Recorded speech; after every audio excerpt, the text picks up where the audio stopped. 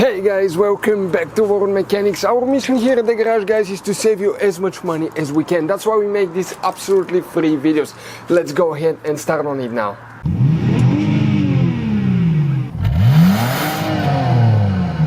Today we're going to show you how to remove and replace the steering wheel airbag on a Mercedes W163. It will be the same for all different kinds.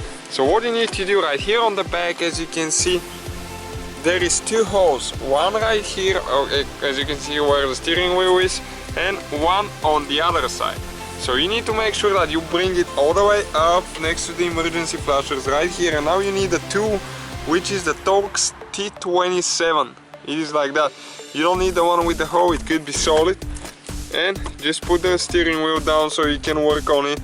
It needs to be pretty long. We don't have a longer one, so that's why we're using this one. And if it's too tight, you can use the pliers to start it. And then you just spin it until you get the bolt loose. You feel it there.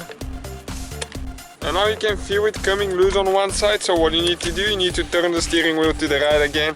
And while you're doing that, make sure that before you start the procedure, you have the battery unhooked for at least 30 minutes.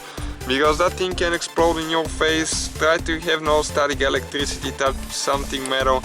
And just remove the other one as well. Only two bolts are holding it. Okay, we got the second one loose, and now you just pull it and be careful, the wires are right here. What you need to do, you just need to pull straight up without twisting it. Okay, with the screwdriver help it a little bit and just pull straight up. Do not twist because you're going to break the pins. So that's how you remove the airbag, the driver airbag. As you can see, pretty simple. It will take you probably a couple minutes to do that yourself. Just be careful, make sure you unhook the battery. Thank you guys for watching this. Don't forget to give us a like and subscribe.